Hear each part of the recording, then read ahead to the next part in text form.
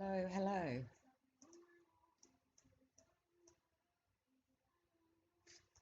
I was going to look at sushi because everyone's talking about that. Oh, XLM and waves.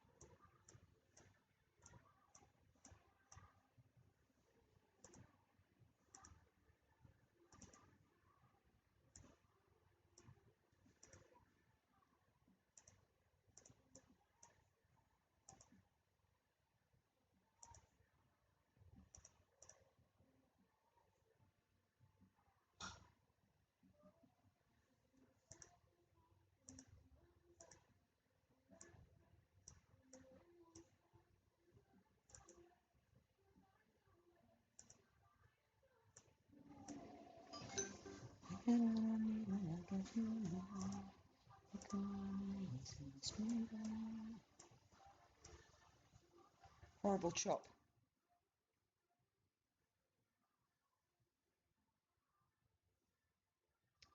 Don't know why we stopped there. 61.8 fib.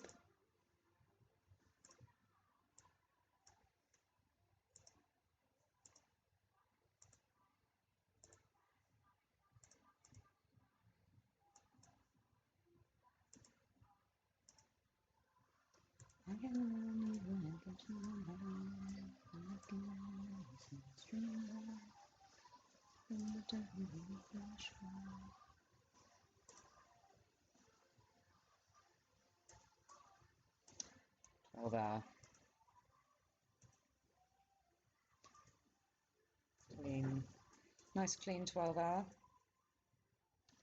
Messy here. Could go up there.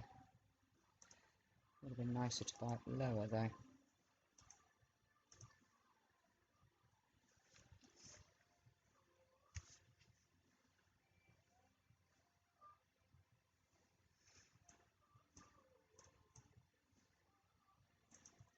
So there's news of this or something. What were people saying?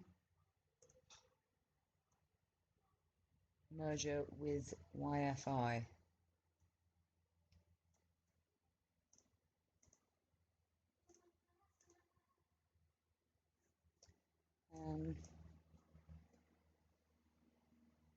Not really any clear shortable levels, which then, and not necessarily because I'm looking for a short, but if there's clear shortable levels, then it makes a long less viable. Should look at what some of those that I looked at yesterday were doing.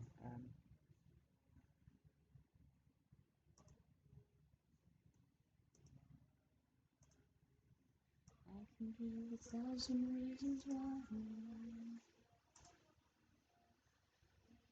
Need to put up with me singing.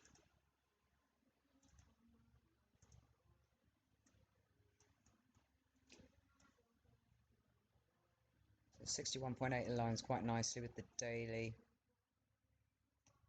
level up here. Having the upward retracement.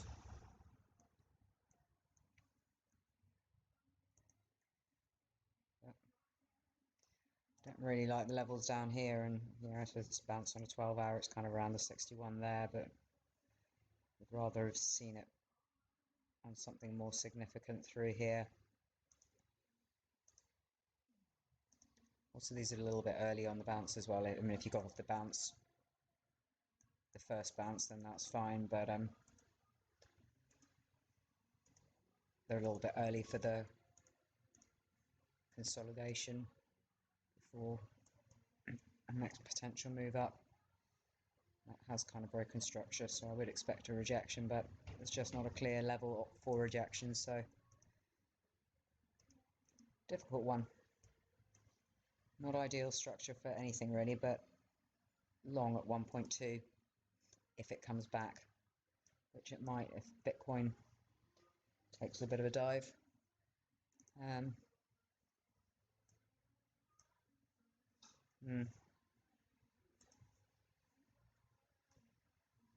It's probably not going to look vastly different on the Bitcoin pair.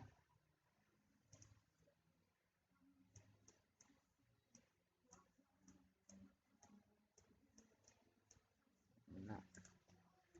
Space to the 3-day in this case, whereas the US dollar pair had hit the 3-day.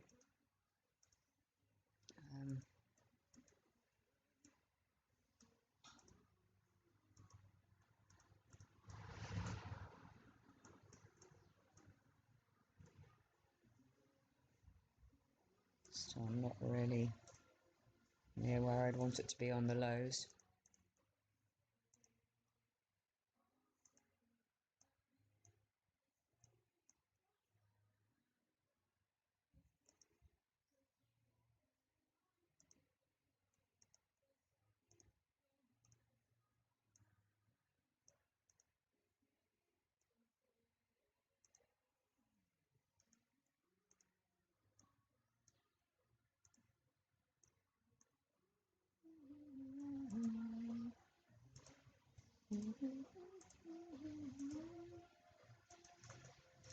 Yeah, so from this perspective, I wouldn't be taking a long right now on the US dollar pair, because while this isn't clear, or it's messy through here, the BTC pair is pushing up into sort of a daily demand area. Not dissimilar in structure to the top of Bitcoin really, but Bitcoin obviously isn't anywhere near back up there.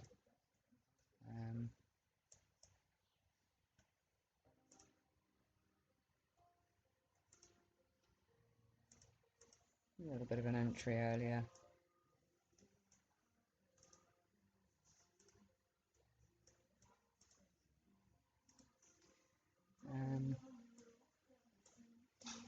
Yeah, I mean the daily supply on this doesn't make me want to go long now.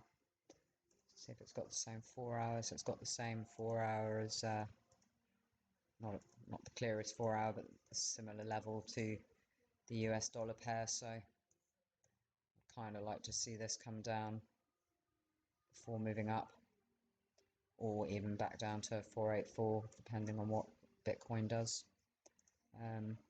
Similarly with the US dollar pair, either back to 1.2 and then up, or 3 days quite low, not a daily in there, I don't know, at least down to 1.2. I'm not really sure down here. Sort of SR level there as well, it's 0.714. Just not sure if these are sort of just bearish retests, so it's had a lot of consolidation in the middle, so perhaps not, but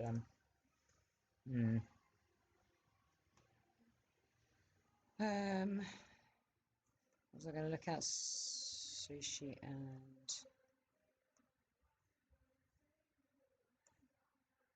I can't remember now. So it was a bit positive. I was looking at alts earlier and they all kind of looked the same, you know, they all had this massive spike and a massive dump. And then some of them are on these sort of dailies, but you know, then a lot of them look a bit more bearish retest like, particularly after the significant drop. BTC had some, I read something about fork, airdrop something, I think fork, but again, hasn't really done much based on that. CRV was having a decent bounce, but didn't.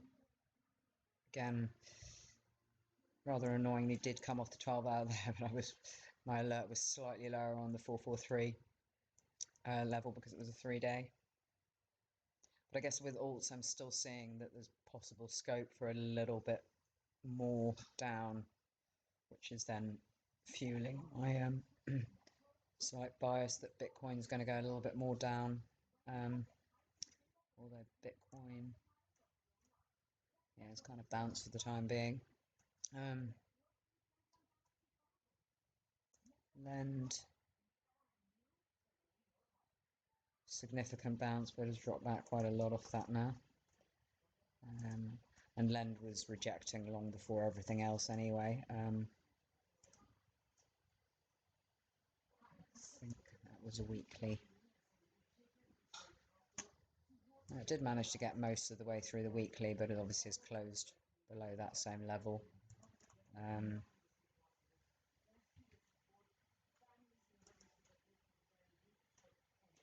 And then it's made 3-day. Yeah, so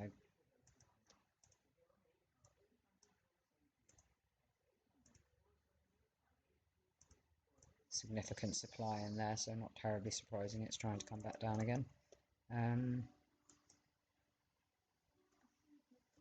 Yeah.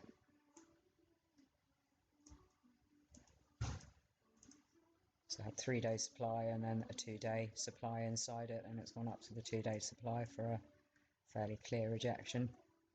And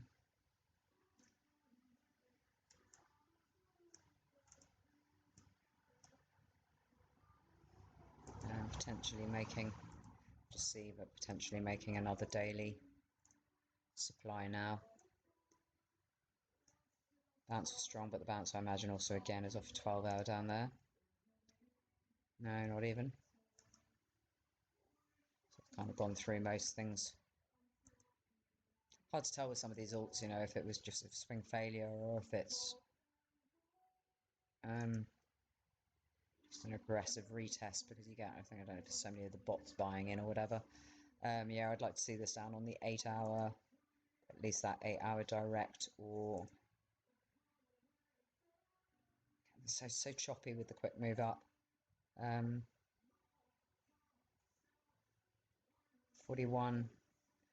Is this a 3-day? Is the yellow?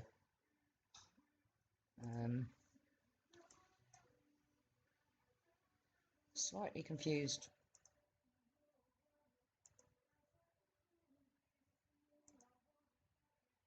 As to why.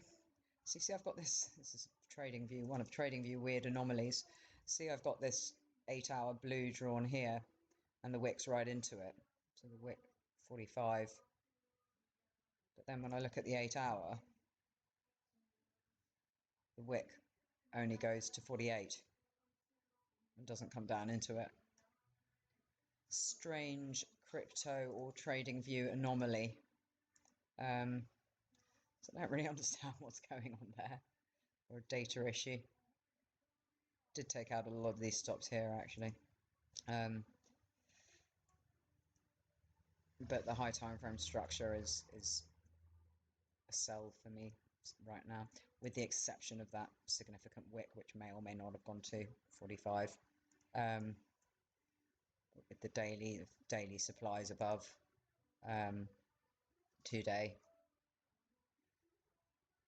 unless it can pick up support off this on the left. 55s. Not loving it.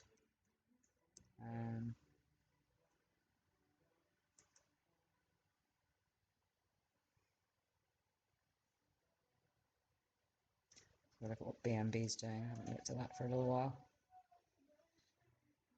Okay, clearly gone through a lot of supply. So we had big swing failure off weekly to the top of indirect there.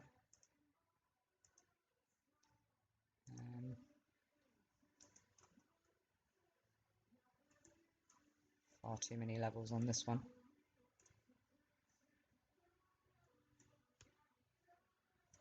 Take some of those out.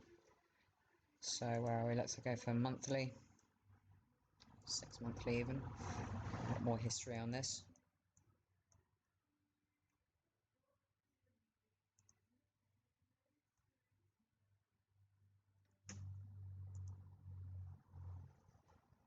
So 12 months. Really nice bounce off the 12 months a long while ago.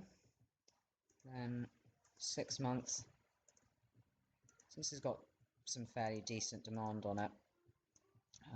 See if it tested this 6 months, it would have done.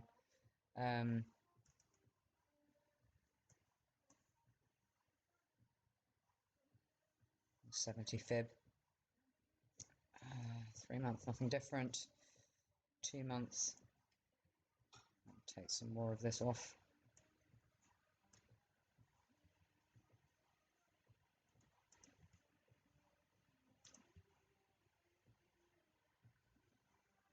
Just shout if you have any questions. So where are we? 2 months.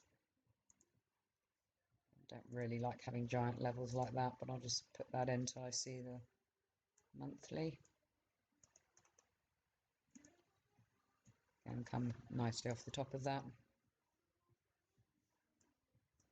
But again, slightly front running. Monthly inside.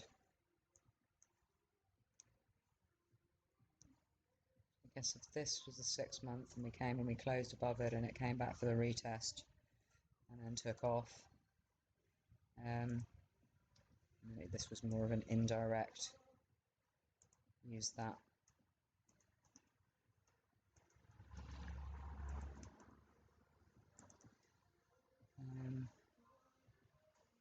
So monthly, obviously, and the high time frame is still very bullish, but can still obviously come.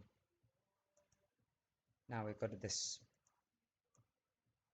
rejection up here, second rejection, and quite a strong rejection. And certainly if Bitcoin falls now, or if this is the big corrective phase for Bitcoin, I expect this is not going to fare very well.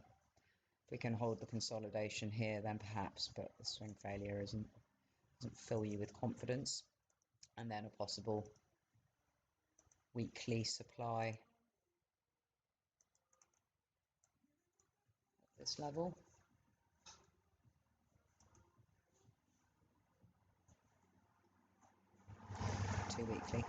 Two weekly supply.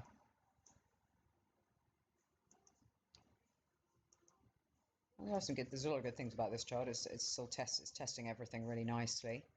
You can see it sort of making all these weekly demand retest, weekly demand retest. Now up here it's just getting a bit more choppy, which is fairly unsurprising because it's at resistance, but it hasn't collapsed straight off there. So, but again, this rejection that we've just had. To take out the 3-day, really needs to take out these wicks. But again, I'm kind of erring towards short here on the higher time frames. Long term bullish, but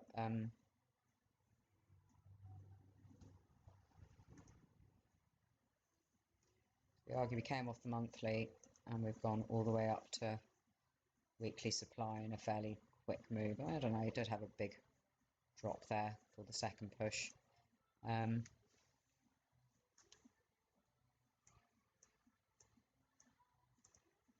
We argue 1, 2, 3, 4, potentially a fifth wave up. But yeah, if it is going to go up more, I would like to see some significant consolidation in here. So I wonder if a lot of these we might just get some sideways.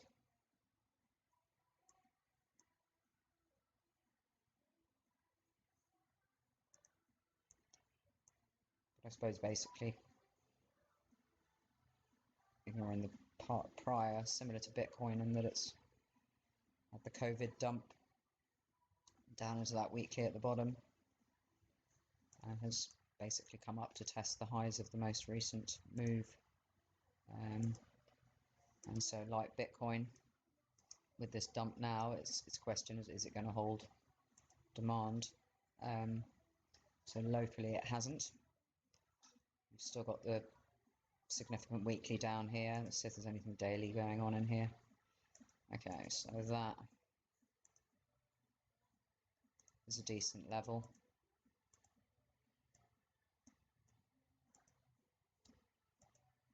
So we may or may not get back up there, but short from here down to here would be nice, or even into this area.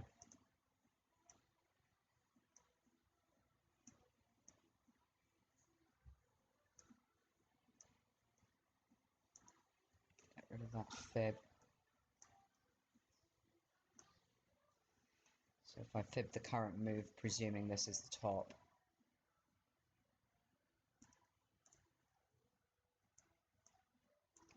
the 61 would be back in that weekly and on the monthly. So maybe we'll come back for the rounded retest of that monthly as possible if this is the bigger rejection. However, we do have decent daily demand at 20.9 and 23.9, 24.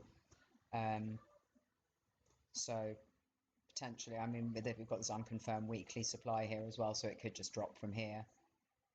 So there's kind of a few possibilities, I guess, that we just drop immediately into here, back up, possibly to test this daily, which it hasn't been tested, or it might have been tested locally, and then down into that monthly, or up first and then down into that, and then we'd have to see, because each of these levels would have been tested.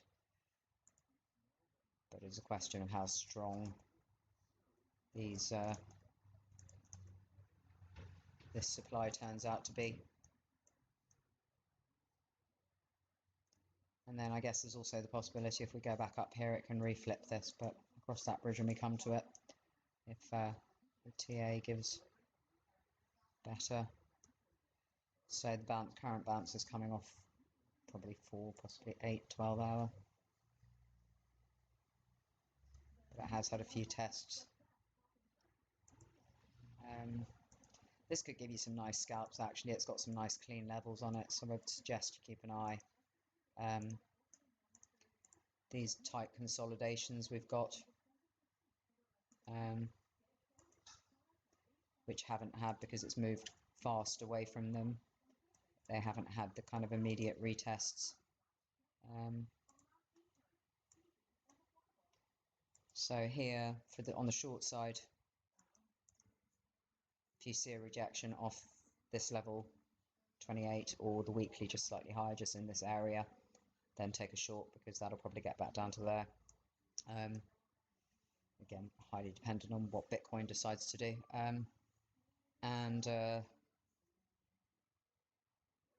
If it pushes higher, we've also got that daily level in there that's certainly worth watching, because it hasn't had any sort of test either. And this does look like that's a significant fake out. Worst case scenario, there's an 8 hour up here, but again, cross that bridge when we come to it. But yeah, it could give you some nice scalps on BNB if you just set alerts around the levels and just watch it coming into the levels. These ones always make me slightly nervous, but they're difficult because you've got the high time frame supply, but although it's unconfirmed, but the immediate retest of these unconfirmed can give the biggest part of the drop at times, particularly if there's no real solid demand. So you're kind of doing it on an unconfirmed basis.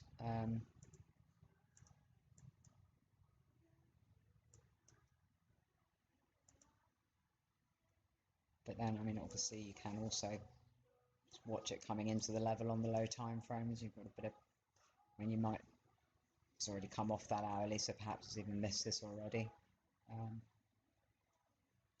Yeah, quite a bit. I mean, it's similar to Bitcoin, isn't it? It's got the hourly up here. It really does look very like Bitcoin. Local 8 hour supply Bitcoin now has as well. But the difference with Bitcoin being is that this for Bitcoin is a 2-day level, whereas this for BNB isn't. Check, but no. So this for BNB is a kind of a breakdown, really, more of a significant breakdown.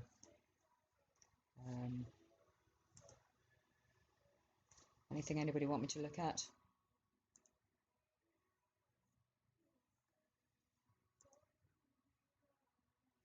Damn you, CRV. Too efficient for your own good. 2-day level in there that picked it up.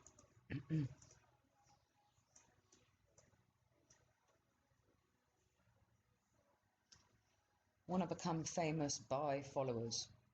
If you buy followers, then you're not famous, surely. Defeats the purpose, I would say.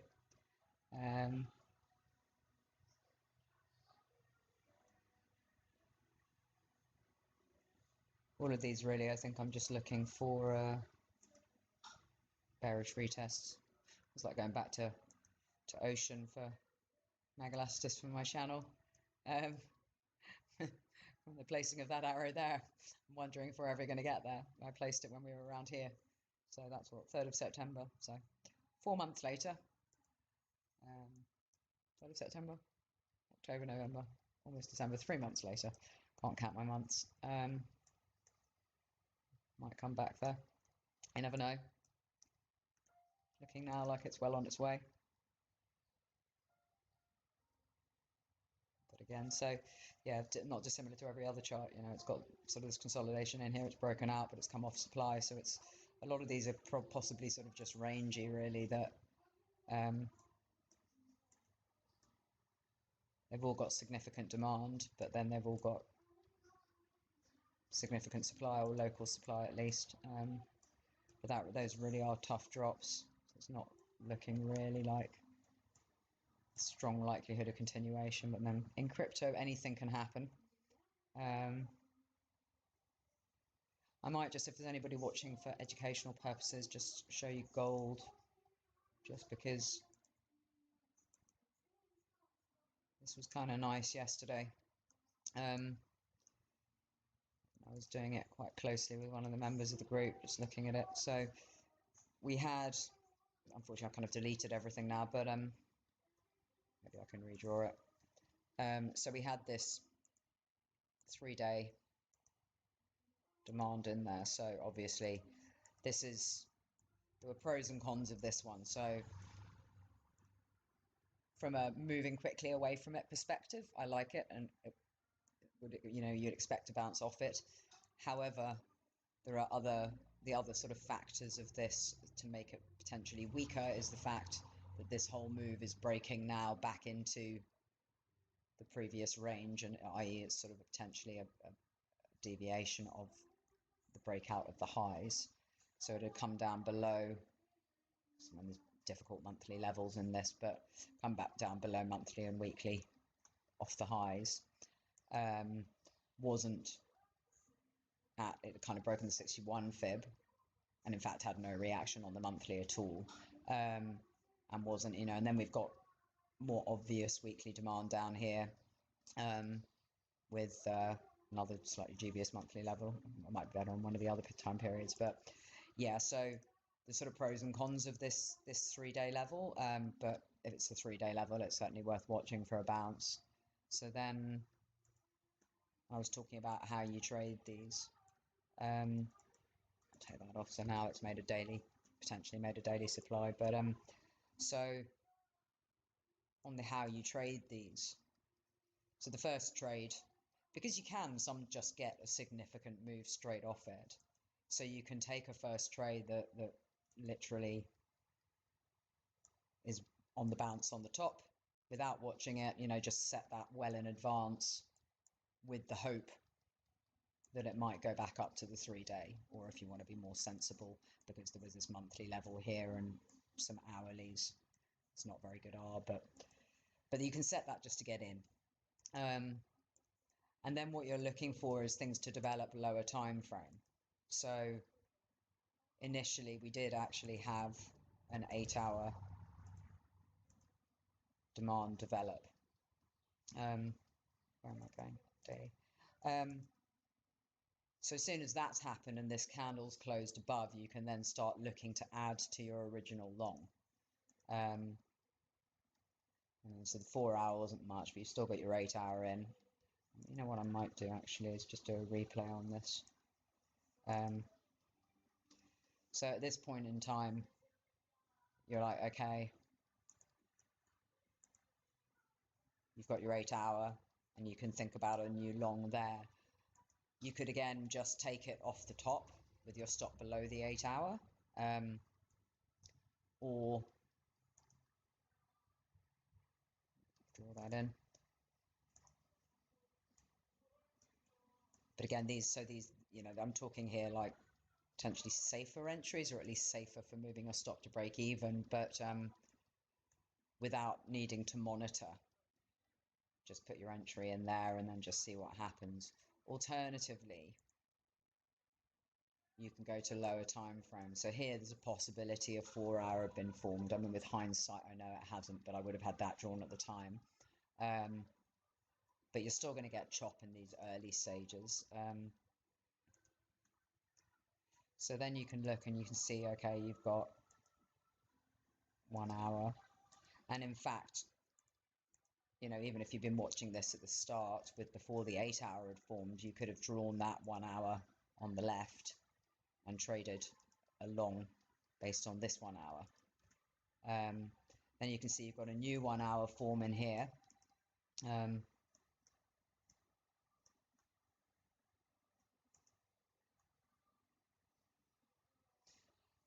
30 minutes a little bit choppy, but I'll probably be putting that one in just in case you get a bit of a front run on the hourly.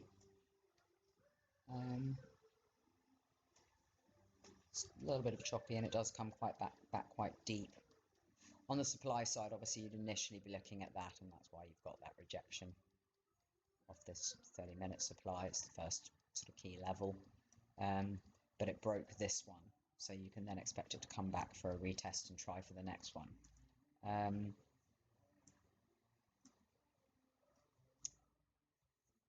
So yeah, anyway,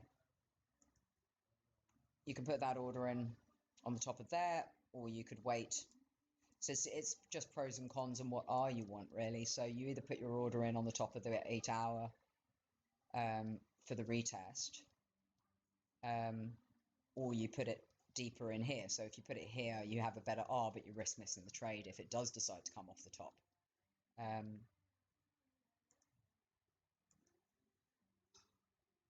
So in this case, it's come off a bit higher, possibly off those wicks. So you'd go, okay, you're still looking at it. You're looking also at what supply has been formed. So in the meantime, we've had sort of 30-minute supply formed. Again, it's just a question of how much you want to add, how super strict you want to be on this.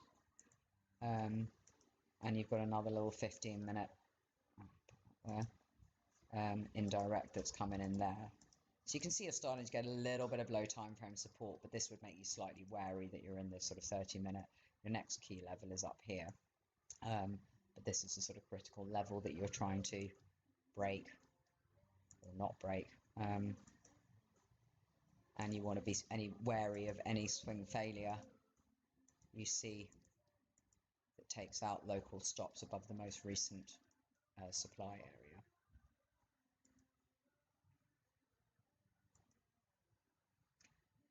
So in this case, again, if you were very bullish, this is probably a little bit early after such a significant drop. And, you know, with hindsight, I know this is going to fall down. So I'm trying to be sort of objective. But again, that's another possible entry on that 15-minute, an aggressive entry.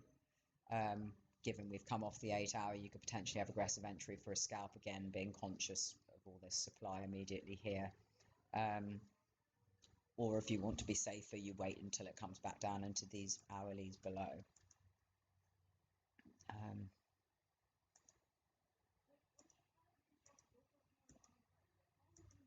Okay, so there's your swing failure.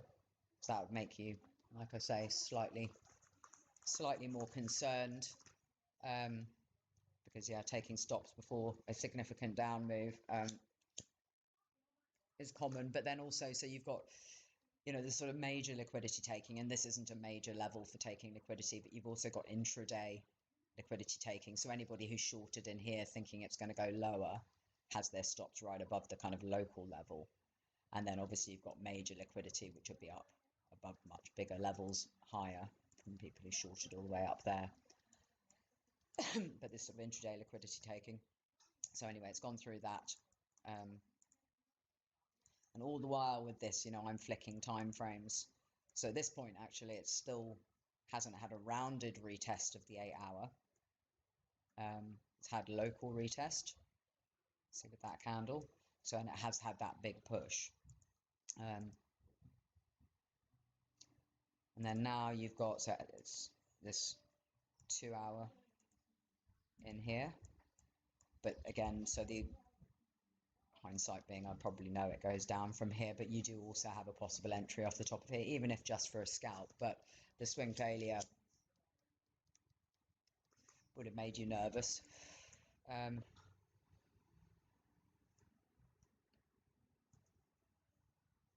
these would be sort of, you know, this is potentially how you can aggressively add to a long entry. And like I say, that obviously this is all hinging on how much you like this purple level in the first place. Plus, on top of that, be very aware that Forex likes these W bottoms and also multi-session Ws, so it can faff around in here and then go up a bit and then come back down and do a big W and take out all the stops before it goes. So this is very early to be thinking this anyway, and it hinges on how strong we think this 3-day is, which I said at the start isn't necessarily that strong. So again, so we got the swing failure. Let me see. So on the 2 hour, we had that level form. It's quite hard when you're flicking levels, but it has retested already on the, again, on the lower time frames, but still a level you can trade after the 2 hours closed, because the people who are just trading this time frame won't be seeing the lower time frame retests.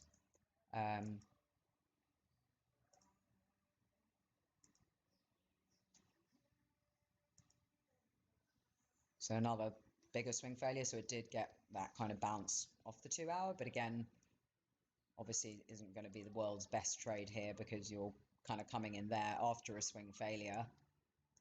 Potential move up to there you'd be looking for with your stop below the 2 hour. So it's again not very strong R on these. Now we're up at the resistance level. Go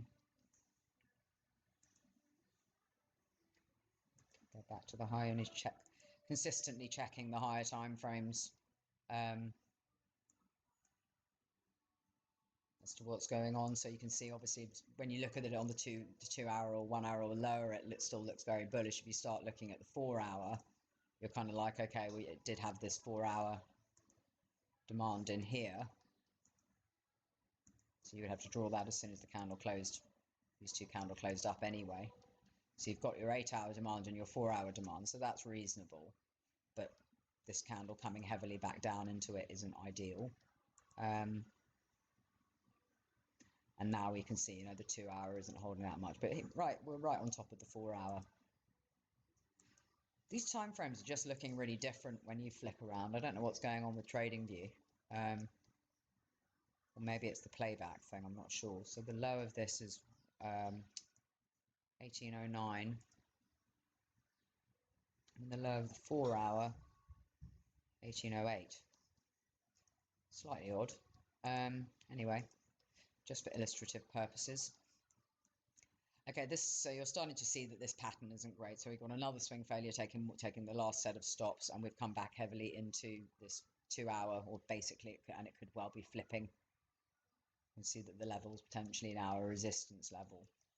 I'll take that off just to give us some space. However, we've still got this 4 hour, so nothing horrendous so far. Just trying to hold the 4 hour, but you can see now it's starting to make supply. So this has now turned into a 30-minute supply. And we've had the first rejection off that. This candle closes below. We have another 30-minute supply. So these again are potentially now short scalp entries. And I think that one down here, while I still like this one, the thing with these is you want that, like this had the immediate retest. So when it comes back later, not sure, still a level worth watching. And certainly if you're shorting, you would want to be probably taking profits here, knowing you're in a 4 hour and coming up to an 8 hour demand. And you're still relatively long biased, even if the low time frame isn't showing you that great things. Possible flip now, you can see the wick starting to come off this 30-minute and the top of the 4 hour level. Okay, and then we're back down into that 15-minute. So if we're going to remain very bullish, then you'd want to see a bounce off here, and the 30-minute has already been retested up the top. Another trade that you could have taken again if you'd flipped the time frames. 2 hour indirect supply, and again, a nice clean retest up there. But these, I mean, this is obviously very low time frame. I mean, these all have to be sort of treated as scalps, but like with the big picture in mind that we are on a 3-day demand, but it's not the world's best demand. We're up in a very local supply up here, but so you're fighting now you've got a 4-hour demand, an 8-hour demand, and then now this 2-hour supply. So that could be sort of pushing you slightly more bearish. But still, you know, if you're scalping shorts off here, you do want to be taking profit either on top of the 4-hour, on top of the 8-hour, or at least being conscious of moving your stop to break even quite quickly, and see how different it looks every time frame. So if you don't flip time frames, you honestly don't get the picture you need to have. And now seeing the candles now coming back lower into the 4 hours, not a good 4-hour demand because it's so big, but heading now back towards this 8-hour, which it's 12 hours, sorry. I was like, it looks completely different. So now back into this 8-hour. These candles just look really different. I think the playback isn't helping my cause. Hi, John. So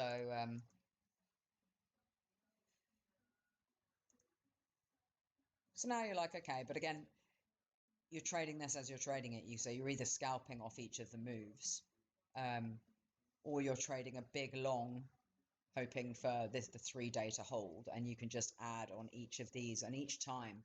So if you got in on that very first one, your stop can be well, here is probably pushing it a bit, but at least just below the low. So your risk has gone from 1R, if it was down here, down to, you know, sort of 20% of the R, sorry, 0.2 R or something like that. And then each time you add with the local stops, you can still keep that risk to less than 1%. You add just small parts of the position with the stop right below the lows to get the precision entry and build the position later based on updated analysis. Okay, so anyway, we're back on that 15-minute. Conscious we're in the 4-hour and the 8-hour, and I haven't drawn every single level on here. I tend not to go lower than 15-minute unless on occasion the 15 minutes are unclear, and in those instances I might draw a 10-minute instead, but for the most part I'll stay to 15 or higher. So, and again, yeah, so we just come off the 3-day there. We've just, 30-minute there, made another 30-minute.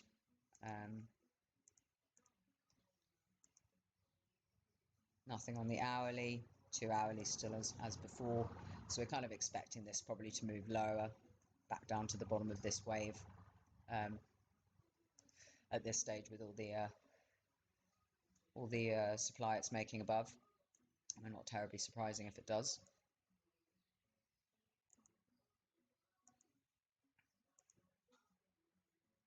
So this again would be the sort of early long entry or re-entry on the 15-minute. And again, like I said before, it's whether you want to risk getting front run or not front run. This 4-hour is probably obsolete now, so you might want to get rid of that. 15 minutes obsolete. So again, back on checking the higher time frames, we're in the 8-hour, still in that 8-hour demand area. No significant supply built on the 4-hour. Big 4-hour kind of just burning through the middle of it, so just a bit rangy on that front. 2-hour supply making you slightly nervous. 1-hour demand. So, you know, again, your entry can either be on the 1-hour demand down here, or maybe there's even a 15-minute or a 5-minute really low in here, or on the 15-minute at the top of here in case you want, you know, if you don't want to miss the trade. So it's, again, up to you how you play these things. Also slightly wary of that, a potential flip of that level. Again, not the world's best level, but I just like to draw everything so I'm aware of where my FTA is, and if I was scalping this, that's, you know, potentially a dodgy area, and just to keep an eye on it. Nothing on the 30, but up until there, and then a new 15-minute supply in here.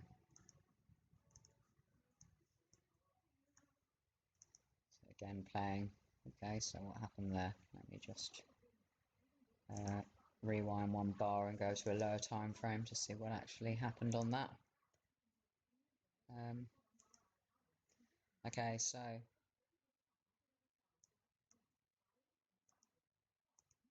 came down to the 15-minute. Still can't see it. Did something really quick, low time frame there. Okay, so on the 1 minute, still looks slightly odd.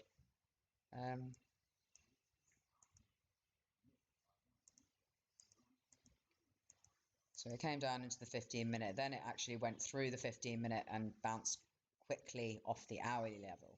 So like I say, so in this instance, again, if you'd come in on the 15 with your stop below the 15, you would have got stopped out. And that's why you need to be conscious of all the levels. But there's still a chance that it wouldn't have done that. But I mean, I guess if you had come in there, you wouldn't really want to have your stop right there because that's on the hourly. So it wouldn't have been an ideal trade to come in on that 15. And also particularly because this kind of retest was quite close to it. I guess some of these are kind of hindsight observations, but okay, so then the bounce off the hourly has taken it straight back up into the 15-minute. So those are the kind of significant reactions you get off levels like these that haven't been retested, that are at the start of impulses. So firstly here, kind of meandered up, came down hard, but bounced, significant bounce off the low of the consolidation here. Second made its consolidation here, and again a significant bounce off that. But now, as I said, we've got significant supply in here. So again, back up, checking the higher time frames. I hope this is valuable for people to be going through this in this much detail. But again, remember I said we're conscious of this hourly up here, then we've got the 15-minute within it. So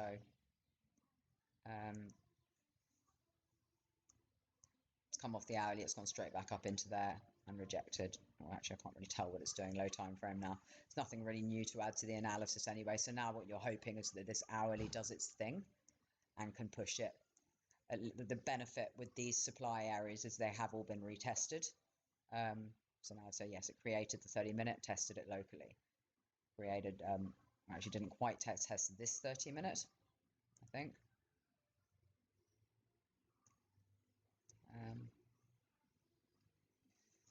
Computer freezing now.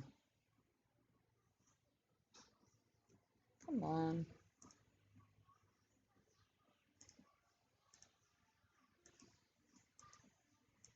What are you doing? Okay. Yeah, so it hasn't quite tested that 30 minutes, so that's probably your key FTA. Oh, somebody is at my front door. Hold on one moment.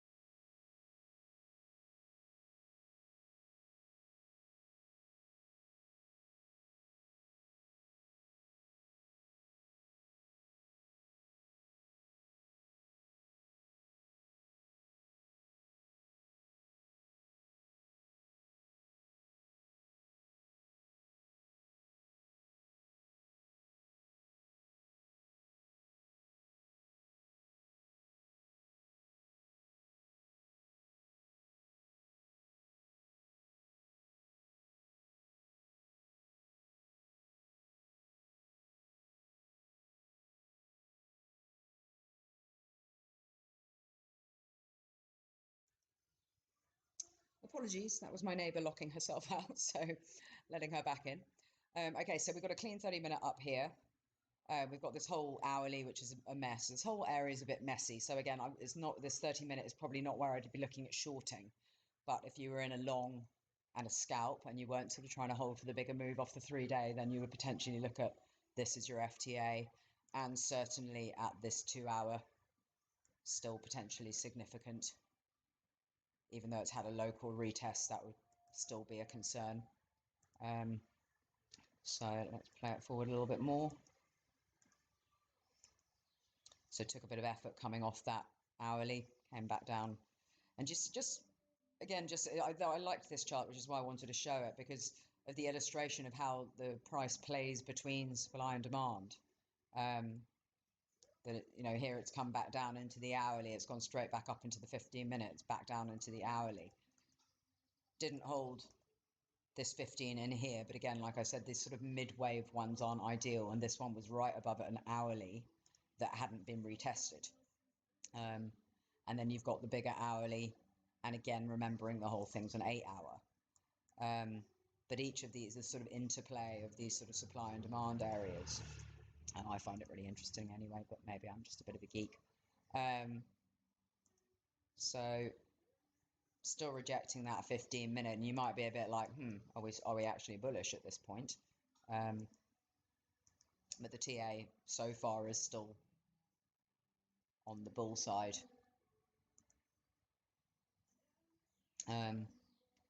Just flick up to higher time frames, just check you're not missing anything. Okay, so now with this hourly close, you've potentially, again, it's not a great level, but you potentially got an hourly demand formed in there. It might look a bit, no, on some 30-minute, it's still not great. But you do have a little 15-minute going on.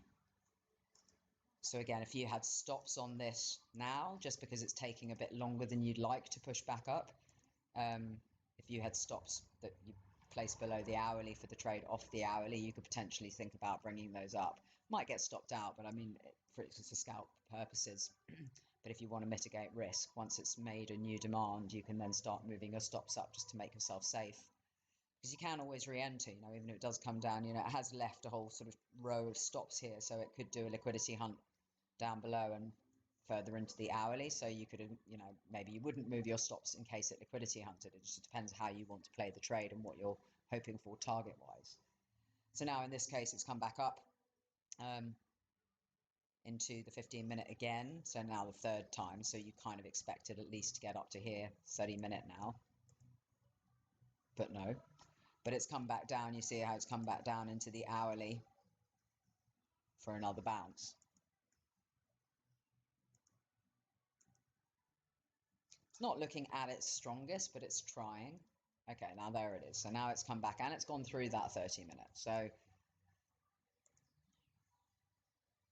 came off the little hourly in there. It's got this kind of bigger 30-minute here as well, but I don't like that, so I wouldn't draw it. I don't really like them if they're made up of multiple candles. This 15-minute is now gone, so you get rid of that. I would put this 15-minute in because it's closest to the price again, just to be conscious that you might have some new demand there. Not really one I'd particularly want to trade. And like I said, all these have kind of been retested, so it's possible we just get through this, but the 2 hour at the top is kind of the bigger concern. Let's see if there's anything else in here. There's a lot of stops that can be hunted here as well. So again, you're just thinking about, you know, an intraday perspective, how, you know, where is the liquidity and are they going to come up and take liquidity? Is there a clear level it's going to reject up here? So it's kind of gone through the 30, well, it's still in that 30-minute one really. But then you've got bigger 30-minute right above, showing all the different time frames show different things, but anyway, go back to the 15-minute. Okay, so it's come all the way up into the top 30-minute. So again, start getting rid of those. So again, remember, like I said, like you're looking, the ones at the tops and bottoms of the waves are better. Again, this one's still too big, so for me, again, wouldn't be a viable trade because I wouldn't want to have my stop all the way up here with a potential TP that far away. So not a particularly solid trade for me there. But again, come off the top of the 15 minutes, so far so good. Now come back into it. Still just not really looking that strong at the moment. Okay, so now you can see that we've come, I want to take that one off as well, that now we've hit that 2 hour, 30-minute in the 2 hour, which is probably your higher probability short, but again, you'll stop somewhere up here.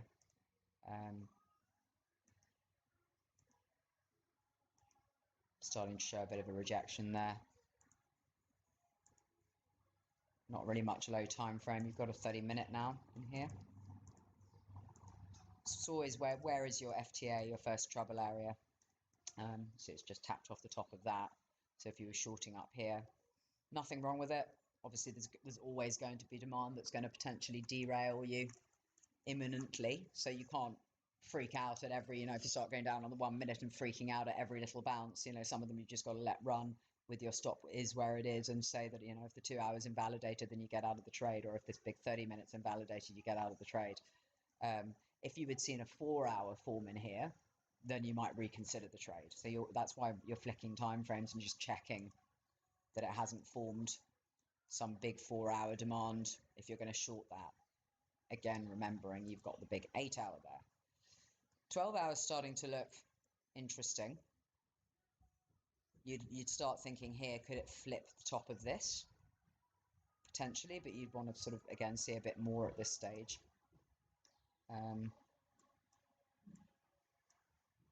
But it's still quite a choppy chart. Go back down into that 15-minute.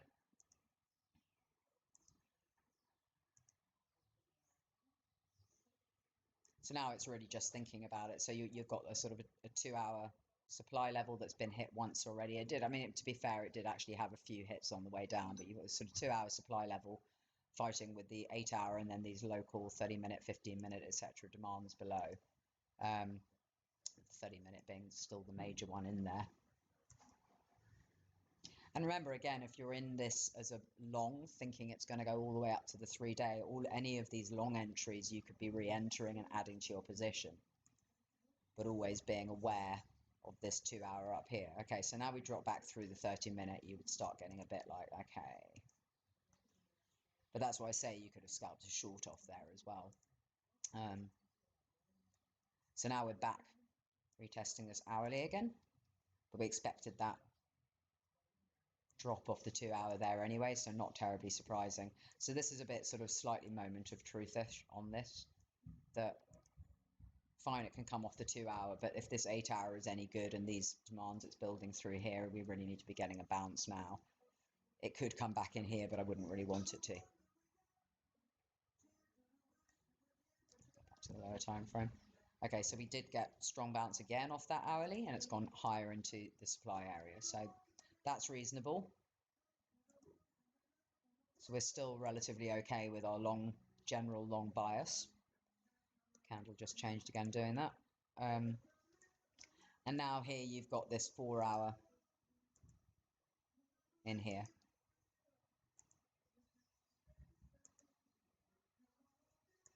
Assuming it's confirmed, I might be mid-candle, I'm actually not really sure. You've got a 4-hour in here. I'm going to go back lower time frame because I think we kind of missed a bit of PA there. So you've got the 4-hour that's developed. This 4-hour may not have confirmed yet, I'm not 100% sure. We've still got this 2-hour to contend with. Got a bit higher into it.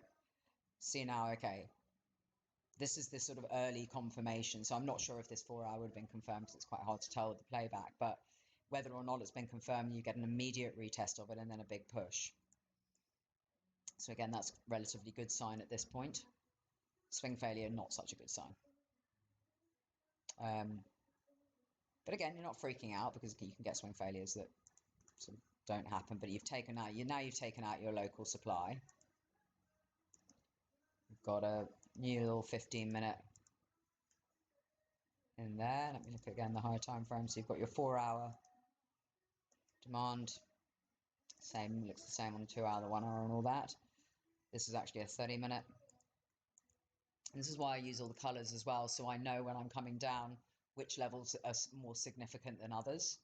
So I understand this is possibly a little bit hard for people who don't follow me normally to get, but for me this is exactly why I use all the colors. So I know, the blue 30-minute and blue 8-hour daily, 12-hour as well, but generally a big blue is going to be a high time frame and a little blue will be the 30-minute. But it helps me know what I'm looking at and what supply is fighting with what demand on what time frame. So again, at this point, we're still relatively bullish, but we're not loving the swing failure. But we do have a 4-hour and we've got a 30-minute in that. So I want to see the reaction now here. And if we can get a decent reaction off one of these two and push higher, then great. I'm fairly sure that's not going to happen from what I know. Okay, starting looking okay. We've got Little 15-minute in there. Ultimately, I know this is going to fail, so I'm just trying to show. Okay, so we had a 15-minute, but it went straight through it. Has bounced. But again, if you were in longs now, you're starting to kind of go, you don't love this swing failure, so your swing point high is now here. You don't love your swing failure over this level, but you still do have this high time frame demand going on. So, okay, fair enough. Starting to drop down, not terribly surprising. Your no supply as yet on the high time frame, but you do have this 15-minute bit of chop, which is not really like that, but it's a bit of chop, and I'm just drawing it sort of roughly, but you're starting to develop a little bit of supply in there. So coming back down. Okay, so at this point, you've gone straight through that local one. And again, if we were super bullish, we'd kind of expect to be bouncing off the top of that. Still on the 4 hours, so not horrendous. And still nothing, only 15-minute supply above, but it's got a couple of them in there now. So start just watching what's going on with that. Comes up, test the first 15 minutes. So again, you expect this bounce off the 4 hour. Not loving that it's gone through the 30-minute because, again, super bullish. We'd like it to kind of bounce sooner rather than later. But has bounced off the 4 hour as you'd expect. Fighting a little bit with this 15-minute. And now rejected. So you don't really want a 4 hour to be finding it that hard to get through lower time frames.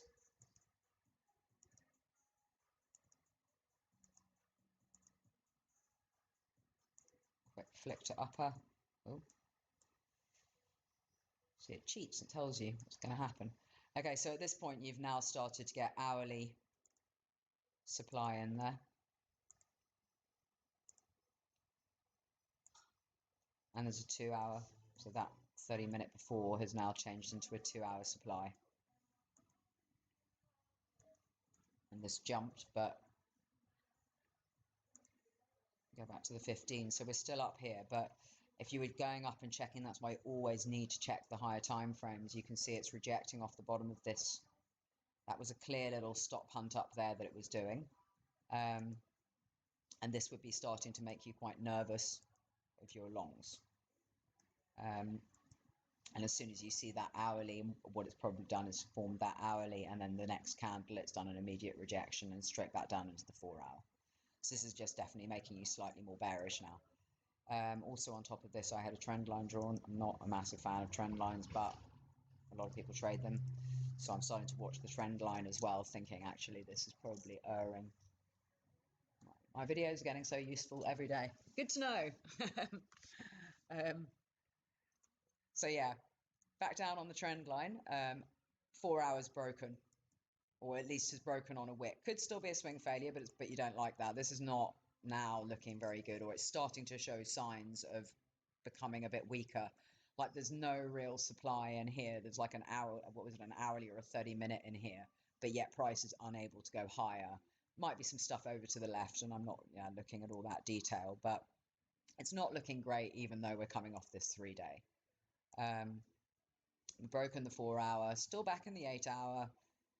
Come through that little local hourly that we had earlier, but that's been retested.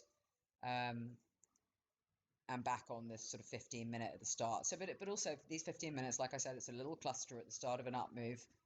It's an all right level for a bounce. So again, can be okay for a long scalp. But again, higher time frames. Still haven't got 4 hour supply. So the demand side is still winning, but here you saw this hourly develop, a 2 hourly supply develop in here, which got a rejection. So the demand's already been used a bit in trying to get back past that, which it's managed. Again, a swing failure, and again, supply has been developed. So now we're back down, and the wick's gone a bit lower in here. So again, you can start to see that this demand may be getting a bit depleted. Plus, you've got this trend line, which we've now, well, depends where you actually draw it. Maybe I should be. If you draw off the wicks, then it's still incoming. But again, you're seeing that middle demand not hold, or it got the first bounce off it, but then it couldn't get any higher still. And we've got 2 hour supply built in here, 1 hour supply on top of it. So at this point, you possibly wouldn't be trading, or you might, if you wanted a scalp, you could try a scalp off this 15-minute. But again, I mean, this whole time, like we know this ultimately breaks down, but this whole time, if you were bullish, you could have entered a long here, a long here, a long here, with the hope that this is going to push to the 3-day like this, because this feasibly could be a reversal pattern. Normally they will come and take the stops before they go up properly, but they don't always. So, there's options for how you trade all of these, whether you're trading a swing, and you can trade in both directions. If you're watching this, something like this so closely, you don't need thousands of pairs, because if you get something like this that is on a demand area, there is going to be that clear battle. And again, if the levels, like some people say, oh, but what's this doing? I'm saying, well, if the levels aren't clear, you just don't trade it. So in this I'm using as an example because the levels are so clear, because I was watching it yesterday. So anyway, you could potentially do this long off the 15 minutes, still in the 8 hour, being conscious at this stage we're kind of getting onto multiple hits, and we've got that hourly above. So even if you were to long this, you'd probably only be longing to there, or you'd be getting, at least that's your FTA, and that's the area you'd be watching. It's taken a bit of a wick up there. So it can also pick up areas like this. Like I don't draw every single one of them, but I'm conscious of a lot of these, particularly these sort of, oh, didn't mean to do that. No. Particularly these indirects. I don't want this to do anything. 30 minutes still, well, so there's a bit of 30-minute going on in here as well. Not drawing every single one, but we'll stick with the hourly as being the quite clear possible rejection area. But then we've also, got this 15-minute and a possible SR flip. It's just been, I'm, like I said, I'm very OCD analyst, like most people know that about me. And it's just really being conscious of everything. And if you're scalping, you need to be conscious of everything. If you're trading this as a swing trade off the 3-day, then fine. You go in once at the start, you put your stop right below the 3-day and you let it run and you walk away. So you don't have to be this OCD, but this is if you want to scalp. So again, now we picked up the top of this 8 hour again, of the 15-minute. We're not loving it, but can still run with it and see what happens. See if we can at least get up to that hourly above there. So now at this point, it's kind of really struggling, it seems. We have made an hourly demand in there, but it's, I mean, the volatility is low, but also we're in Asia session here as well. That's the other thing to remember. So we've got an hourly in there. It's kind of tried to come off the top of it. It's come a bit deeper. There's a bit of 15 minutes, just a bit choppy, so I wouldn't really be trading these either. Pushing up again, and then we get that hit on the hourly, wick into it, drop straight off it. So again, that would be your short entry if you were shorting, being conscious now that you've got hourly demand. So, and that's the thing, there's just so much going on these. Like, I hope I'm not confusing everybody. Can you please explain what should be the TP? Is it based on fib confluence? I'm struggling with setting TP. TP is the hardest thing, and I think, and for me, even like I can nail entries really well, and where my entry and stop is. But also for you, it's thinking about which time frame are you trading is the major question. So like I've said with this whole thing, if you were trading the 3-day and the 8 hour, then your stop is underneath and you would go for a high time frame target. So you'd probably be conscious you've got some hourly stuff here, but your target would probably be up here somewhere. If you were trading the long off the 3-day and off this 8 hour. If you're being super OCD and scalping on these low time frames, you should be getting out. If you're intraday trading, you're not holding for that massive move. You're getting in on that 15-minute and you're going, where's my first trouble area? And your first trouble area would be this 15-minute, or you might do a 30-minute or an hourly. But that's why you've got to flip the time frames and know what you're holding for. So at this point, when you're trading here, or you're trading this one, you know the 8 hours has just been formed, so you can possibly expect it to move up. Now the 8 hour isn't fresh anymore. We broke a 4-hour in here, so you're just being more wary and you're taking profits quicker because this is starting to look a little bit more bearish and it hasn't moved up quick enough. But it really, I mean, the how are you taking profits, how soon are you taking profits, it's down to just greed. And what are you comfortable with? If you were trading this as a long with your target up on the moon somewhere back where we came from at this point in time, you're trading off a 15-minute. You've got an hourly supply in between. You've made hourly demand, so sure. But, I mean, to me, you should just be getting in and out. I think you will make a lot more money. From what I've seen of all the traders and the people who follow me, and that most people will make a lot more money just taking profit here. And then, there's another hourly here. Go back in again if you want. But, get in there, get out there. Short here and see what happens, because this is starting to look a bit dodgy. In this case, you might want to hold. And you're looking also at how many times levels have been hit. So if we're talking about longs on this big 8-hour, this has now been hit 1, 2, 3, 4. So you can start assuming it's going to break. So with your entries, you want to be getting levels that haven't been hit yet, because that's high probability. So this hadn't been hit. That's why it's come hard off there. This had been hit once here, which is why it's gone deeper there. This one, first hit, great. Second hit, still good. Third hit, getting weaker. So you're looking at how many times the zone you're trading has been hit as to then the likelihood of it breaking. But my recommendation is to get in on entries that haven't been hit yet, like that one, or that one. The retests of those entries that haven't yet had a hit, but then getting out at the nearest, your first trouble area. And I think you'll make more money like that, rather than kind of holding it, hoping with greed. If you then see it bounce, like if it comes down here now, I probably wouldn't be longing here, like I say, because there's too much chop. But if it does come down here and bounce on the hourly, you can get back in again. And that's the thing, you've already locked in the profit there, and you can potentially get back in. We take 50% there, just so you've got something. Yeah, anyway. I'm ranting. So, back on the 15-minute.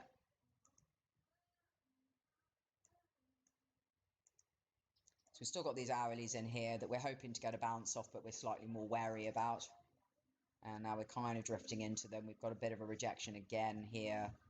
It's not looking that great. You might even go really low time frames and see if there's anything going on in the supply. So you've got a bit of a 5-minute up there. So it's tried here on the top of the hourly. But again, I mean, if you're scalping, in and out, like if it doesn't make the move quick, like you don't sit here. This is an hourly level, so you don't sit here for 10 hours with the price sitting on top of it with your stop all the way down here hoping. You move your stop up and you get, if it doesn't do what you expect it to do, quite quickly you get out. There was one trader I read about, I forget who it was. I think it was Jesse Livermore or somebody quite a big trader. Oh, sorry, I'm making plans tonight as well. There was somebody I read about, and basically he, if the trade didn't move within 3 minutes, he got out. I mean, that's obviously slightly excessive, but don't be holding it, just watching it for ages in the hope that it's going to do.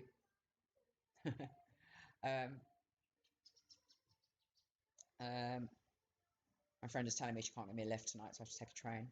I don't take trains very often. It's a challenge. Anyway, yeah. So if it's not doing what you expect it to do, then just get out. Like, and particularly with Forex, where you've got quite low spreads, and you've got it's not like Bitcoin where you get absolutely caned with fees. That if you mark it in and out. So with this, you can just, if the trade doesn't do what you expect it to do, just get out. So 15-minute level now has been made above. Slightly more and more wary at this point. Still trying off the hourly, no. So again, back on this 8-hour. Now we're kind of removing all this stuff because all that demand's now gone. So remember again the bigger picture. We had the hourly and we came off that. It hasn't held this hourly demand now. So what you're now seeing is supply is starting to beat demand. Still got the big level and that hasn't lost yet, but this is starting to make you think, not great. You've also potentially got an indirect now in here. So you could find a rejection here. There's still this chop going on here. So you really want that candle to close. If you're going to be short now, you want this candle to be closing below. Well, you've already got a close below on that candle. So looking now on this higher time frame, this candle closed below, that candle came up and stop hunted it, and this candle is now looking short. Like, you don't want this, if you're short now, to come back up over that level, or back up over this box really, because this is considered a stop hunt. Into the hourly, it's considered a stop hunt. Other things, again, I'm just always aware of. So this one came into the hourly, this candle came into the hourly level here, but we had a 2 hourly that it didn't quite get hit. So we've still got a possible move that could take out that wick as well, just to be aware. But at the moment, we're looking for this, if we're short, to stay under this yellow box. I'll take that one out so I can see it better. 4 hour, nothing. 15 minute. Okay, so we've still got this kind of chop in here. Still a bit choppy, but it's not looking good at this point. It's not held any breakout, and it's looking quite corrective. Okay, so as it's coming back down again, now you're kind of expecting probably for it to reject, at least off that upper 15 minute. This will also be a 30 minute now. No, not yet, 30 minute. But you started to get that supply above now. Still got a big 8 hour underneath, but, you know, close to this trend line, hitting it repeatedly, being slightly more wary. And now it's come off the 15 minute, dropping again. Trying again. Oh. Doing crazy things again. Okay, so what we had here, we saw it kind of rejecting off the 15 minute. Came back down, tried a few times, dumped straight back into the start again of the impulse. So again, how you're trading this being up to you. You know, if you'd taken these early trades as an add to your major high time frame swing long, and you'd moved your stop up, you would have got stopped out. And at this stage, it can still be a stop hunt. And when price is going to reverse, you will see a lot of stop hunts. So this is stop hunted. Just these guys, hasn't taken out these two yet. But this is something you can't really predict. I mean, you could trade it as a swing failure if you happen to see it and be watching at the time. But again, also why it's worth having your TPs preset, because that would have happened pretty quickly. So then re-picked up that hourly and has now come back up to the top of these 15 minute, where again there's a whole bunch of stops.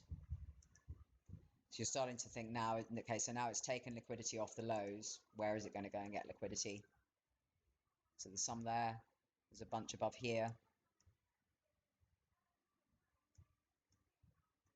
Possibly it will go. So I'll go back up to a high time frame just to not confuse it too much.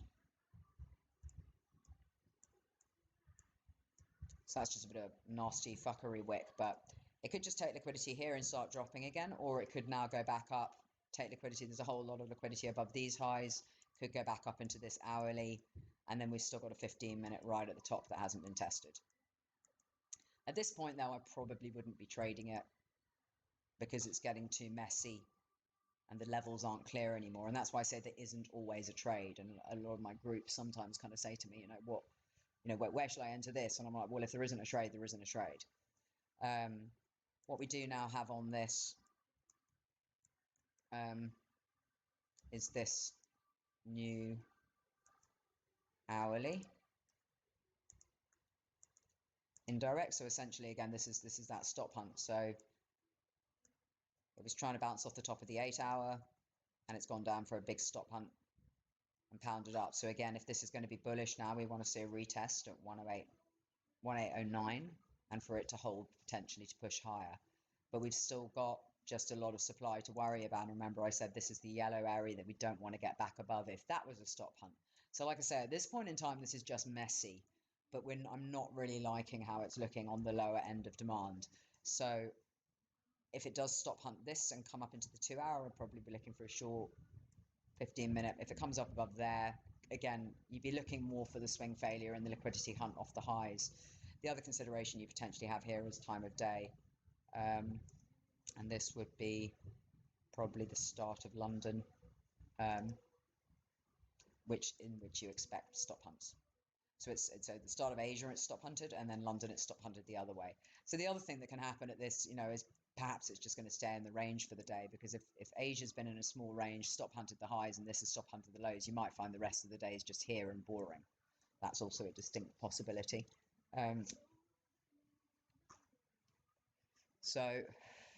Okay, so we've got this hourly in here, we've got this 30-minute demand here, a little local one. It's choppy as God knows what, and all the levels are repeatedly retested, so we don't like them very much, but we can just watch and see what happens at this point. Okay, so we've got that sort of swing failure there. Is it going to come down? Testing this hourly demand that we've got. Not liking it very much. Coming deeper. Testing now the 30-minute off the bottom. Still trying.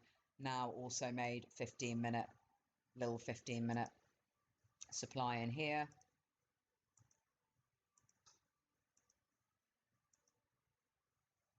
It's not looking good.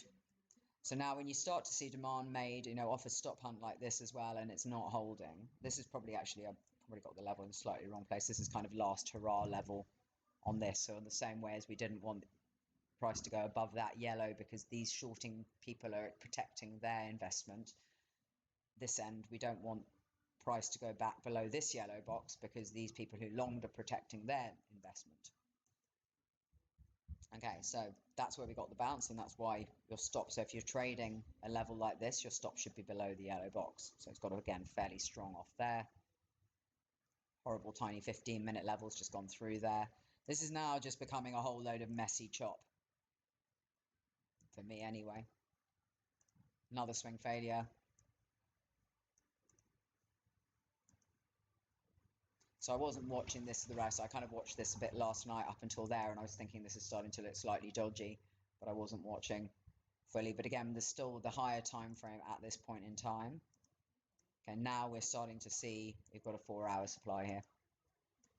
And this is why you've got to flick time frames, because that's your confirmation that this is probably going to be a short on the higher time frame now, because now you've got a significant 4-hour. Then your 8-hour, and your 8-hour is at risk because it's been hit 17,000 times. So now you've got your 4-hour, and let's go back to the 15-minute, just so I'm not too biased. So we're actually going. So you can see we're chopping around in here. We made an hourly demand, but it didn't really hold it well. It went right to the bottom. So the people who thought this was a swing failure are kind of, it's not pushing up as quickly off that as you would like. It had a swing failure off a little local level. It's had another one here. It's not making any clear supply or demand, but it hasn't broken this bigger yellow supply at the top end. We've now got another little demand in here. So it's still being a little bit indecisive. But like I said, this candle closing down here has confirmed the 4-hour. So while we might get another, we've already had a little local bounce on there, it's not going to hold now because you've got that 4-hour. So at this point in time, you're like, okay, this is starting to look like a short. If it closes under here, again, more short-like.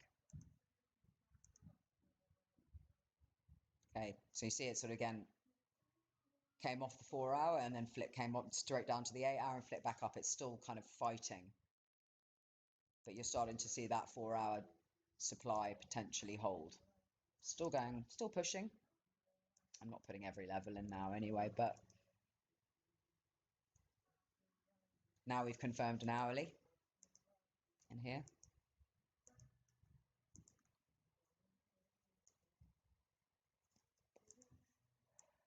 So as far as your TPs go, when you start, so this whole time you're scalping and you're probably biased long because of the 3-day. But at this point in time, as soon as you see that as a high time frame supply has been formed right above you, you need to be flipping your bias. You need to be kind of going, now we're getting close to this trend line. The 8-hour has been tested 15 million times. We've got a 4-hour right above. It's starting to reject the 4-hour. It's then made another hourly, and you can just see the candles are just starting to push down now. And as soon as you start to see closes below levels, wicks off the highs, these are your warning signs that things are starting to maybe turn the other direction. So you don't want to kind of remain biased. And like I said, you know, we had the supply up here was rejected, pushed higher, but then made new supply. And since it's made this one, it came up once, but it hasn't managed to get back up there again. And now it's made a higher time frame supply that's lower down than that. Chance of it getting through this to here without making some significant demand below first are very slim. So still trying off this 8 hour. You can see now it's doing instant rejections, sorry, not instant, but direct rejections off the bottom of that 4 hour supply, which means it started probably at this point in time. It might be confirmed or visible to other people, so other people are going to start to trade this. And there's a whole bunch of people who are longing in here, remember, hoping for a breakout, possibly hoping for a breakout up to these upper levels on the scalp side. So all these people are now going to be going, shit, I want to get out of break even. So you've got a lot of shorts going on in here. And you see you've got the rejection there off the hourly. And again, so now at this point, you could potentially start adding to your short because this is starting to look less promising. And we know these demands have been tested, big wick through that. Might still get picked up on a swing failure off the lows, but you're fairly safe on a short at this point. So pushing down again on the trend line, back down to that hourly again. And again, you're starting to see you've got a 15-minute in here. I'm probably going a bit quicker now because this is taking slightly longer than I expected. But yeah, this will be starting to develop into sort of hourlies and things like that. So again, yeah, you've got the hourly in there. Then you've probably got a 30-minute somewhere. There's a little 30-minute there. So again, this whole time while this is happening, you need to be drawing these and being conscious of where your trouble areas are. You know, are we making any demand on each of these bounces on the very low time frames? You know, just be conscious of all of that stuff. And that's when you know whether you're going to hold it or not. My recommendation is like, okay, this is going to prove obviously you should hold it, but my recommendation is actually take profit little and quickly. While you get used to PA and you know, for me, I still consider myself learning all the time as well. You know, like I was talking to yesterday in a webinar about Bitcoin, and you know, when we went to the highs, like the high we've just taken out, there was one hit on, was it 17k or 14k in the middle in the pump in 2019, and then this one's just gone straight through it. Whereas if you look at the hits on and that's a weekly level, a weekly supply, and then if you look at the weekly demand at 6k, and when we first came down off 20k, we hit that about 6-7 times before it broke. So why is it that takes 6 or 7 hits, whereas the one at 17k only took 1 hit? You know, there's all the stuff I'm looking at. But that's why I say on entries, try and only take the first hit, because then you'll have a high probability entry. Yes, it might work on second, third, fourth, fifth, sixth hit, but the probabilities are diminishing each time. And that's how you can always get good entries and safe trades. And then the take profits are harder because, again, for the same reason, like how many hits is until it breaks. You know, this now, I still don't know this is going to break. I can tell you, and you can probably see now in the way I'm describing it, this is starting to look dodgy as God knows what. But you still don't know if it could easily still do a swing failure off the low here. This is still a 3-day demand level.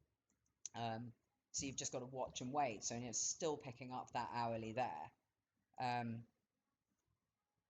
Back up now. I don't know. Actually, maybe this does go back up again first. Can't remember. So down up into that 15-minute. No. And that's when you get your. So if you had managed to monitor this and watch this the whole time, and you'd taken a short there and just held it, and obviously this is hindsight, and you don't know it's going to do this, and maybe you can say this is convenient, but this is why if you stick with one chart and really watch what it's doing so closely. And you could have traded like on Forex, you can hedge quite easily. So you could have a whole bunch of longs that you've taken here, plus be shorting up here and holding them all at the same time. And then until you get, and because one way or the other, this is going to have a big move. It's come down off a big move. So it's either going to continue with a big move or it's going to go back up with a big move. And in this instance, it's just dropped like a stone. And at this point, you're in quite nice profit. Coming to the daily, don't even know where this has ended up now. Let's just play it to the end wherever it is now.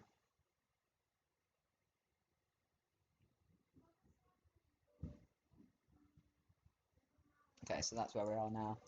So then again on the taking profit front, you're looking at what levels are next. I mean, this was a 3-day, so I actually thought it would have a bigger reaction off that, and that's why I was saying, you're looking for longs through here. So I'm not going to lie that there are pros and cons of this level, but it still is a 3-day. On this drop now, again, as far as taking profit goes, what you're also looking for is what supply is made above you. So be aware that, if the price comes down like this, it's going to take some effort to get back up because it's going to test each level. When the price comes down in a big move like this, that's when you can potentially get the real big move back up. So that's when you need to be a bit careful. It's got a 15-minute there. And if you're watching this drop, I would be starting to look at the lower time frames as far as taking profit goes. It's coming into a daily. I still wanted this to go a bit lower, but if you're day trading, you potentially want to get out and not hold this till tomorrow or over the weekend even. So you're looking, you've got a 5-minute there. I'd actually probably be on the 1 minute at this point. But again, drawing these low time frame levels, you've got a 5-minute there. There's another 5-minute here. And as soon as it starts to break structure, so what you're looking at is the structure. So it's got lower high, lower high, lower high, lower low, higher low. And you're going, okay, still on the 5-minute chart. This is your FTA and it's still rejected there. But at this point now, you started to make a little bit of demand. So at this point, you might kind of go, okay, I'm just going to be safe and get out, or just put your stop down here at least. So if it then starts pushing up again, but this is really up to you. It depends how confident you are it's going to go lower. But I mean, I just generally would err on not being greedy from my experience with Forex, because this has come down into a daily level. And I have many times, and particularly as a news or something, seen something like this happen, and it's just gone straight back up and stopped everybody out at the top within 15 minutes to half an hour. So always be trailing on moves like this. The other thing you can use is the EMAs again. And I started using these actually to stop me getting into trades too early, because I'd say I was expecting a short off the highs. I would just get sometimes too reactive when I was scalping, and I'd see something like this and be like, oh, it's a swing failure, sell, sell, sell. So I started to kind of, and I know for the most part we take time, and if it is a giant move, it'll either retest for you or you just miss it. But I know mostly what happens is at highs you have time. So I started putting the EMAs on just so I could start to see when they're coming together, when they cross. So I didn't enter, because for me, my floor is entering too early. So again, on this, you could make yourself a rule that when it crosses the 13, you get out, or when it crosses the 50, you get out, on whatever time frame.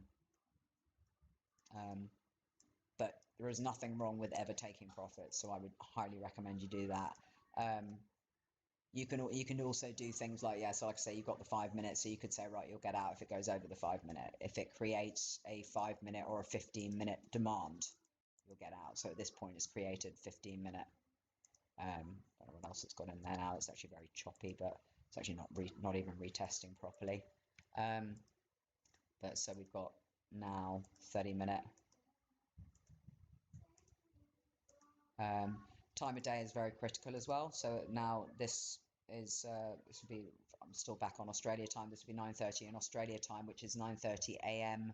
New York time. So this is when New York comes in. What New York typically does, if London does a significant move, New York will either retrace and continue or reverse. So you need to be careful when New York comes in, because if it's going to reverse, that's when you could get the significant move straight back up again, or it will retrace some of it. So then at that point, you're starting to look potentially for structure. Where might this reject? There's a 15-minute there. Fibs, like you said earlier, you can fib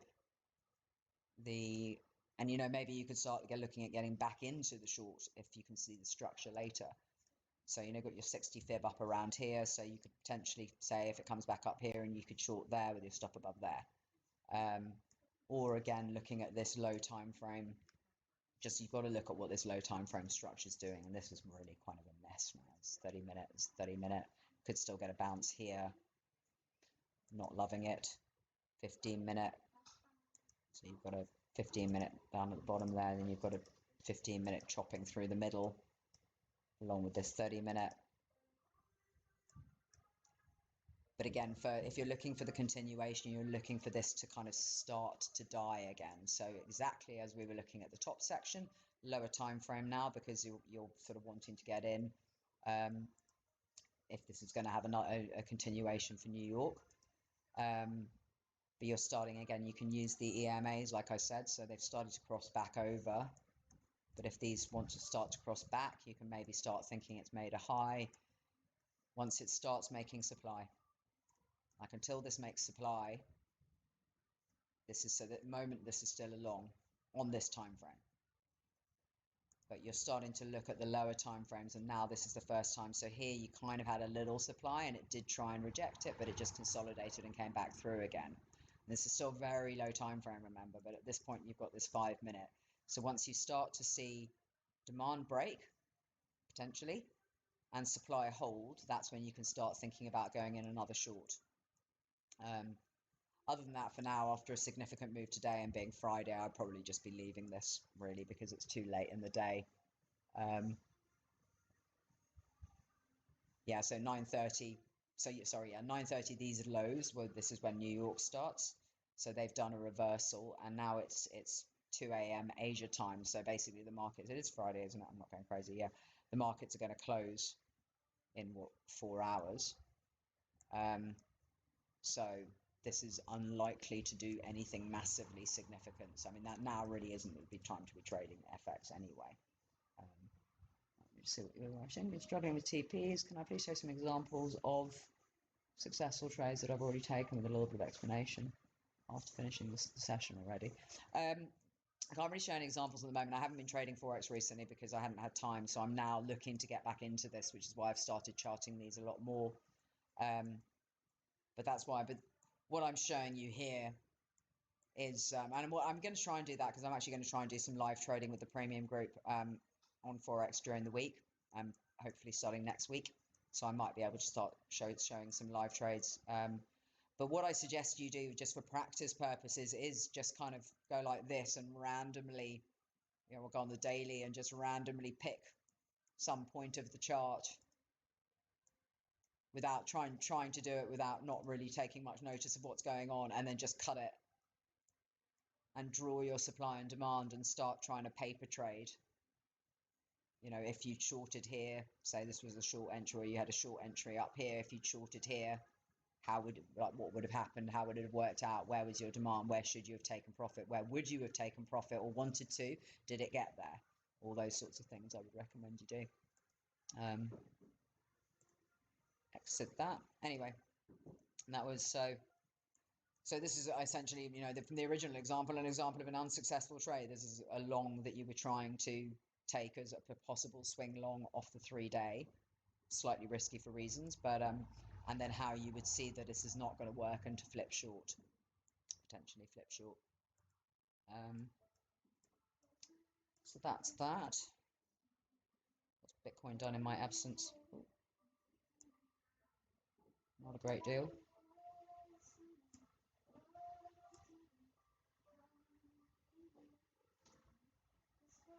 Oh my gosh, just realised it's 6:10. I've got to be at dinner at 7 on the other side of the city, so I'm going to have to finish it shortly. I'll try and do some more streaming over the weekend anyway. Okay, so Bitcoin's picking up a bit.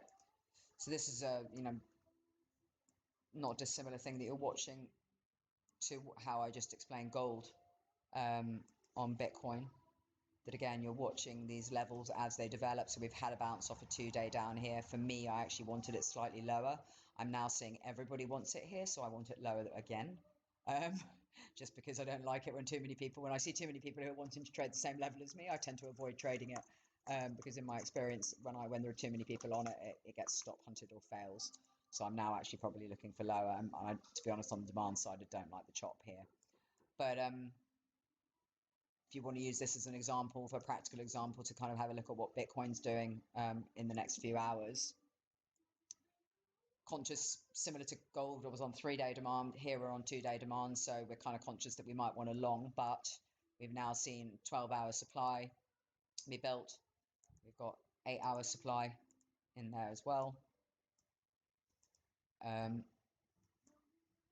we've also got a 4 hour. And when liquidity is very low, which can happen on the weekends and also on Fridays, I found that sometimes you find that BitMEX doesn't get the level tests that you want, and that because they're happening on Binance. So this did have a test, was very slightly front run if you'd had a short in there.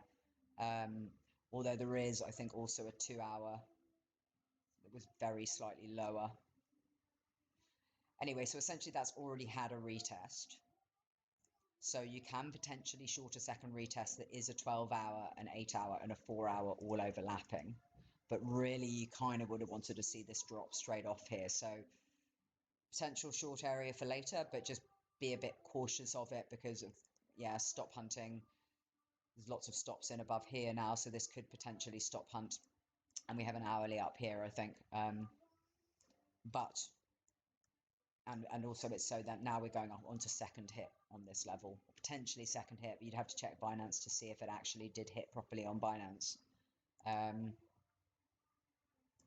again, looking at what demand is being created. So we've got now a local indirect here.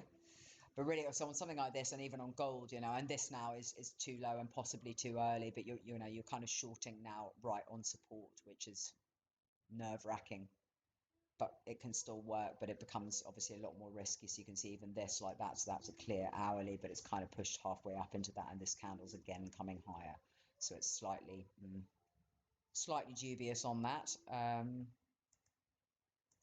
But, you know, this is what I'm doing on every single chart. I'm kind of looking at what I think the high time frame's doing, and then I draw all these low time frame levels. So that was a really nice short in there earlier. But now if it comes up for a second hit, it's just slightly more nerve-wracking because it could stop hunt a lot of these highs here. And then so then on the 30-minute, if this candle closes above and it's still got 15 minutes, then we've created also a 30-minute demand. So while I am still bearish on this, I'm tentatively bearish because of repeated hits. This is reasonable actually, but again, did Binance hit that level? If Binance didn't hit that level, that's a possible short. What's that? 17,210. If Binance didn't hit it. But yeah, like I say, late in the day, it's the weekend. Not a big fan of and so basically the zones don't get respected as well on Bitcoin at weekends sometimes. Disclaimer that with sometimes. So just be a little bit cautious when you're trading on weekends. But yeah, so we've got a bit of supply there. So you can see we had a 15-minute supply off here, which had a really nice retest there. Big drop down, creating these big 8 hour, 12 hours. Decent bounce because we had demand here, decent bounce off the lows, came back up, didn't quite test the 30 minutes, so there's a possibility of a short in here. And there's also a possibility of a short in there. But again, we do have this local supply on the 1 hour, so you know, while you can short these upper levels, once it starts pushing through supply on the lower levels, then you're starting to build demand as well, so you just be a bit careful on this. Like really you wanted this drop to kind of go then. But you know, if you see this, if this yellow holds or that 15-minute and you see this kind of start to then take shorts, jump in shorts. We saw at this 30-minute now, we've got this 15-minute in here. So yeah, this is not an instant short for me. But I'm kind of erring on the short side in general because of the major high time frame stuff there.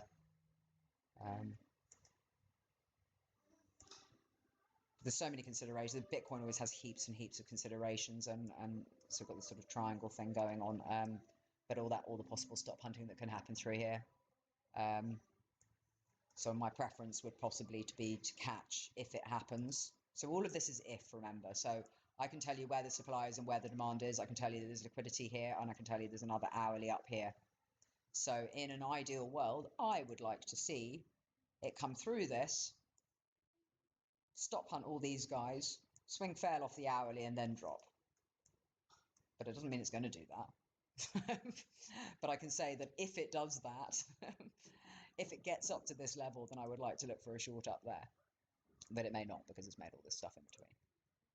Anyway, That's a quick final update for you, and I am going to head out for the evening. So I hope you enjoyed, and yeah, I'll talk to you again soon. Goodbye.